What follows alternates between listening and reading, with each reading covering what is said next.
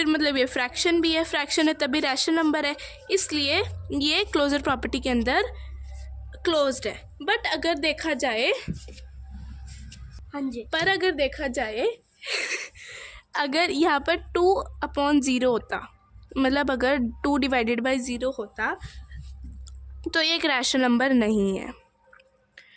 तो इसका मतलब हुआ कि डिवीज़न क्लोजर प्रॉपर्टी के अंदर क्लोज्ड है, बट अगर 0 नहीं है तभी।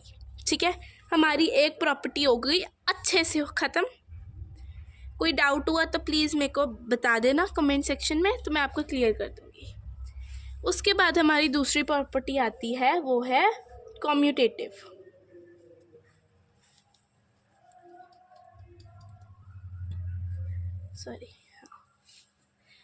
कम्यूटेटिव प्रॉपर्टी होती है कि कोई भी दो नंबर किसी भी ऑर्डर में प्लस या माइनस हो सकते हैं, बट उसका आंसर सेम ही आना चाहिए।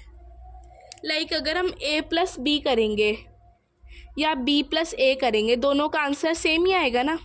तो मतलब addition is closed under commutative property. आपको प्रॉपर्टी में याद रखना है होना क्या चाहिए, बस फिर आपका हो जाएगा काम। अगर हम सब्ट्रैक्शन में करेंगे, मैं आपको इसको एग्जांपल के साथ समझाती हूँ सब्ट्रैक्शन, क्योंकि ये थोड़ा सा उसके अंदर चांसेस है। जैसे कि a माइनस बी, अगर a ले लेते हैं हम 2 और b ले लेते हैं 3, -3, ठीक है, -3। अब यहाँ पर क्या आंसर आएगा, 2 + 3, क्या मतलब माइनस माइनस प्लस हो जाते हैं अगर इंटीजर्स का रूल्स देखें तो इसका आंसर आ जाएगा 5। ठीक है, और इनका बोला है कि मतलब कम्यूटेटिव प्रॉपर्टी में होता है कि कोई भी दो नंबर ऐड सब्ट्रैक्ट, मतलब उस के हिसाब से कि मतलब जैसे हमने क्लोजर में किया था कि कोई भी दो नंबर मल्टीप्लाई हो सकते हैं तो उसका आंसर रैशनल नंबर ही आएगा। कोई भी दो नंबर रैशनल नंबर को प्लस करो, माइनस करो, मल्टीप्लाई करो, डिवाइड करो, डिवाइड में एक हमारे पास वो होता है। ऐसे कम्यूटेटिव में होता है कि मतलब दो नंबर्स को प्लस माइनस मल्टीप्लाई डिवाइड किसी भी ऑर्डर में कर सकते हैं, वो हम देखते हैं। और एक मैं आपको बताना भूल गई,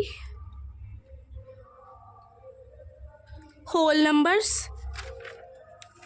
नंबर्स इंटीजर्स सारों के लिए सेम है।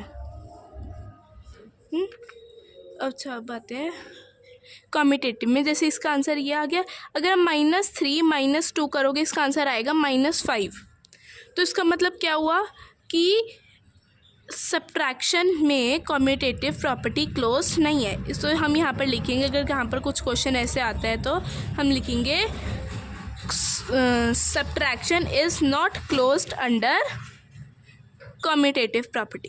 ठीक है, अब हमारे पास आती है मल्टीप्लिकेशन। a इंटू बी या b into a is closed under commutative property. अगर मैं आपको यहाँ पर एग्जांपल नहीं दिया, मैं देती हूँ। जैसे अगर 2 + 3 करें या 3 + 2 करें, आंसर सेम आएगा।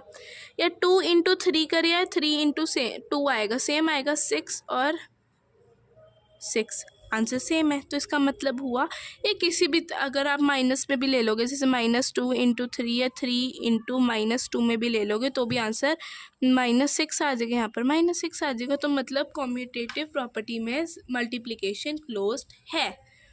अब आते हैं हमारे पे डिवीज़न। अब डिवीज़न में अगर देखा जाए,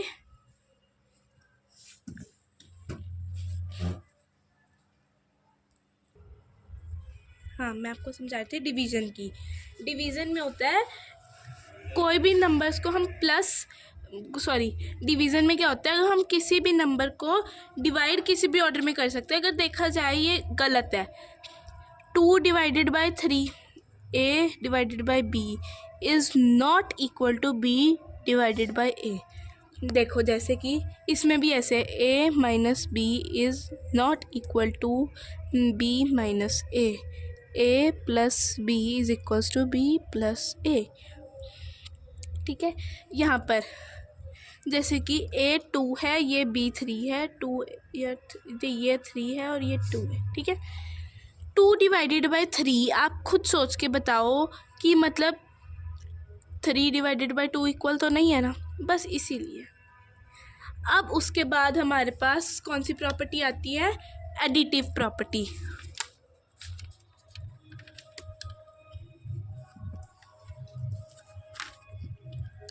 एडिटिव प्रॉपर्टी क्या होती है, हम एग्जिस्टेंस मतलब सॉरी एडिटिव प्रॉपर्टी नहीं, एसोसिएटिव प्रॉपर्टी। एसोसिएटिव प्रॉपर्टी होती है कि हम जैसे कि एसोसिएटिव